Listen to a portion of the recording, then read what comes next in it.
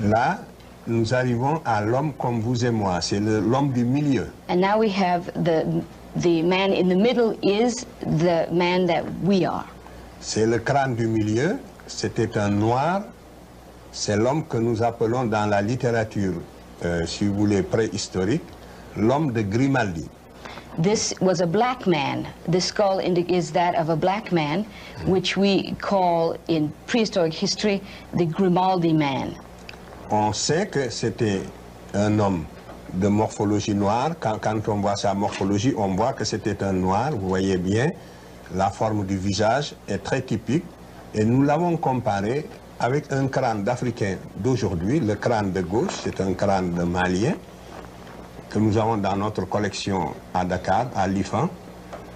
Et le crâne de droite, c'est le premier homme blanc qui apparaît sur la terre, à la suite de la transformation de l'homme du milieu.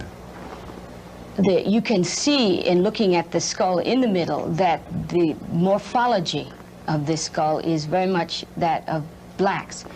That is the skull of modern man. To the left of it, we have the skull of modern African man. It is one of those that is in our collection at the University of Dakar. L'homme qui est à droite maintenant,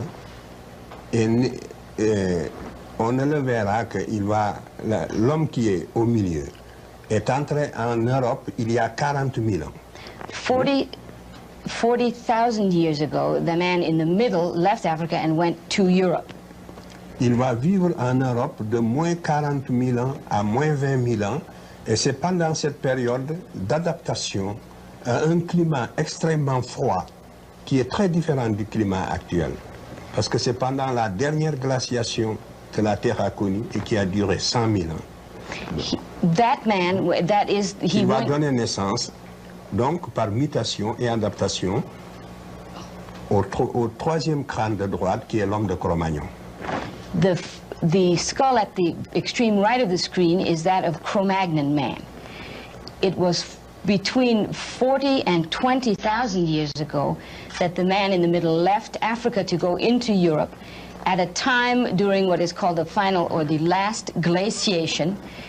The climate in Europe was extremely cold. It was much colder than it is now. And during this period of some 20,000 years, he underwent the adaptation to become what we know as white men. Donc, c'est bel et bien, si on s'en tient sans préjugés, aux données rigoureusement scientifiques, nous sommes bien obligés d'affirmer en toute sérénité que c'est l'adaptation du grimaldien à ce climat froid qui a donné naissance finalement au type qu'on appelle conventionnellement maintenant le type leucoderme ou l'homme blanc. Le blanc est sorti du noir à la suite d'un processus d'adaptation à un climat froid. Et cela, tous les spécialistes aujourd'hui le savent dans leur fort intérieur, même s'ils ne le disent pas avec autant de netteté. It is very clear to all of the scientists involved in this field, even if they are only able to say it within themselves and unable to say it publicly, that the man that we know conventionally to be a white man evolved from a black man over a period of some 20,000 years of adaptation to a different climate. And if we are to say with any serenity, resting totally on scientific data, that is the conclusion that we must come to.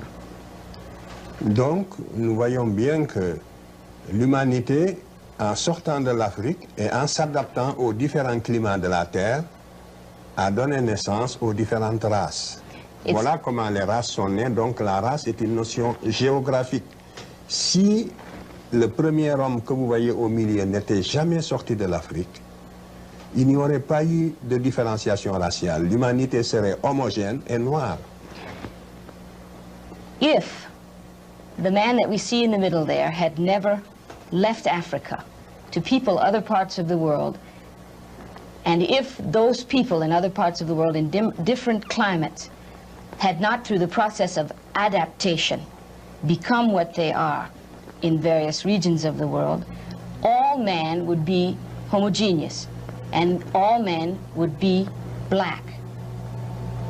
le reste de la terre n'aurait pas été peuplé, serait désert. Et il y aurait eu une seule humanité noire cantonnée en Afrique. Et le reste de la terre ne serait pas habité.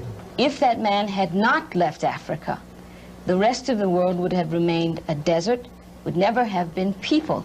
Yeah. Donc, voilà. Vous voyez donc que j'ai répondu à la question que vous m'avez posée en demandant où se situe le noir dans l'évolution de l'espèce humaine. Je vous réponds qu'en toute rigueur scientifique, le premier homme de la Terre était un noir qui va se différencier pour donner naissance aux autres races. Voilà la conclusion à cette première question. And so to answer precisely your first question, which is or was, to what extent or in what way do blacks figure in the origin of man? The answer is the first man was black, and it was he who gave birth to other races of the world.